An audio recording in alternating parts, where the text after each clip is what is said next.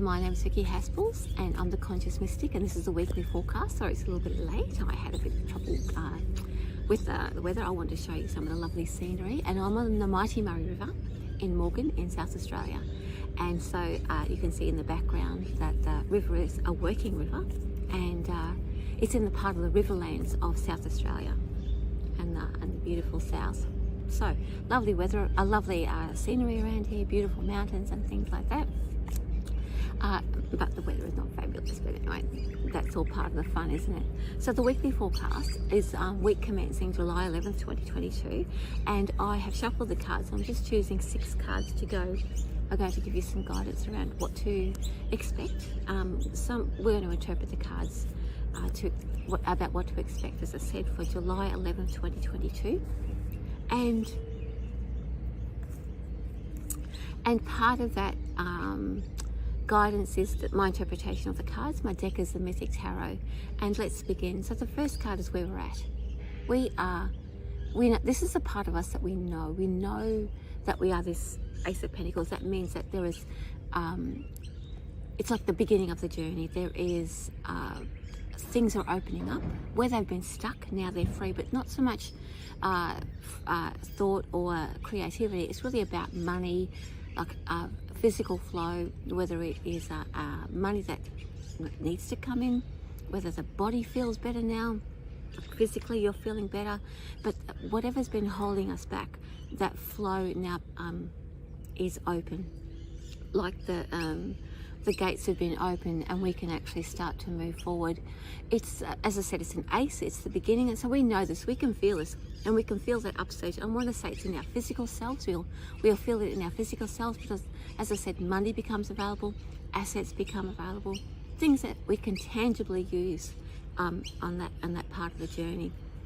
So the next thing we're going to look at, the next card, is the spirit energy, the soul energy. How are our guides helping us to recognize this and to keep us on track? And we have another ace, the Ace of Wands. Now that means that whenever we recognize or hit on that opportunity that says, oh yes, the money comes in, or the asset arrives, or we physically feel better, the Ace of Wands is going to come in and go yes and give us a boost of creativity. So we'll feel it deep in ourselves that we've hit on that right mark and we've hit that right target.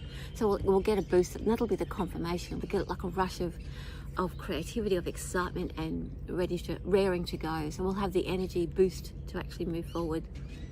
The next card we're looking at are the challenges. What is it that's challenging us about this? We've got the Nine of Swords. So the challenge or the fear is, I think we've been stuck in a rut for so long that it's almost too good to believe that it's true. It's too, like, that thing, like, it can't be real because it's too good, it's too easy. And so overcoming that negative self-talk, and overcoming the fear that where things have gone wrong before, that it can't really be this easy. The reason that it is this easy is because we've already done the work to get here. We've already done that. We've made our decision about the direction we'd like to head in. We know it's the right thing. It's like all the stars have aligned and we can head in that right direction. That's why the 2 aces are there.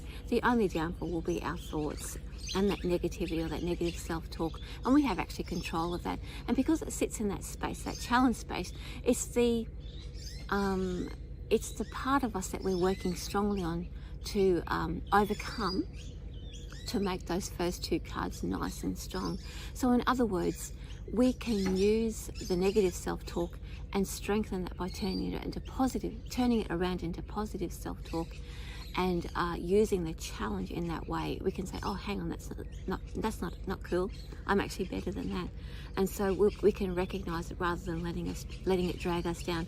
I think we're beyond letting that drag us down now, so we're just like a bit over it, right? Okay, so the next thing we're going to look at is our response. Queen of Pentacles. That means, excuse me, that means that the Queen of Pentacles steps in to take charge.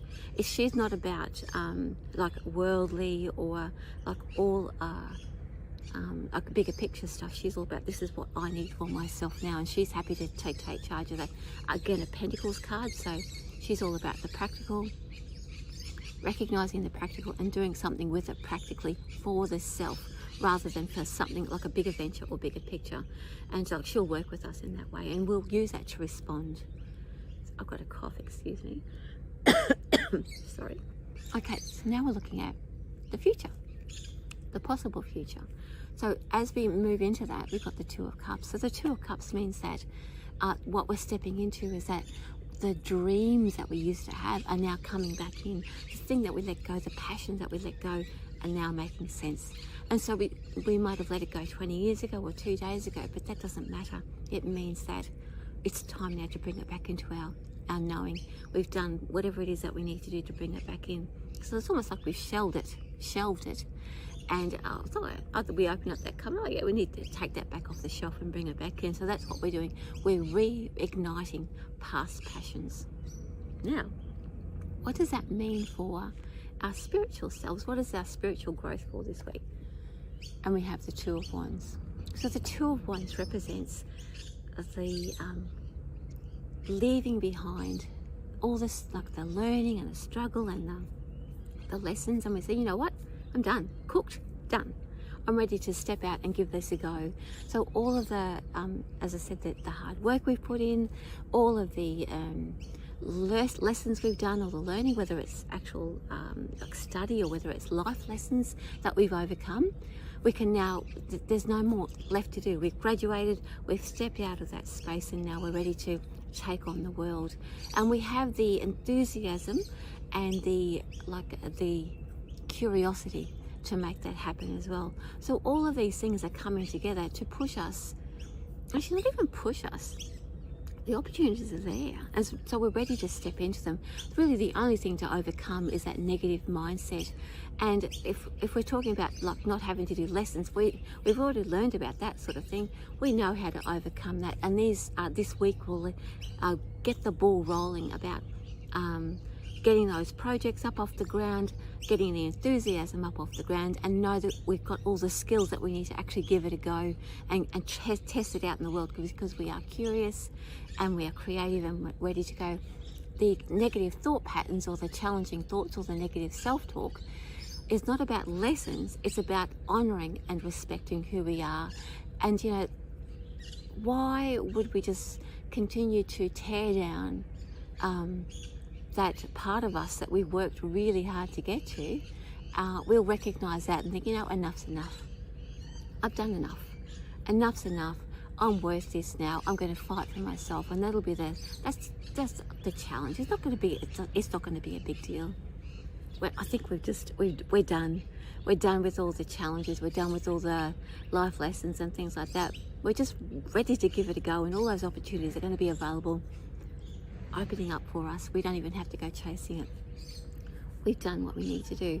And as I said, it's reigniting an old passion. So something that we've shelved once upon a time, or something that we thought we couldn't do before that we've always loved to do, it's time now to dust it off and just give that a go and see how we like it. Okay, that's me for week commencing July 11th, 2022. My name's Vicki Haspels. I'm the Conscious Mystic. With love from me, from Morgan in South Australia on the Riverland area, and have a great week, and I'll see you next week. Bye. Mwah. See you guys next week with love from me. Mwah.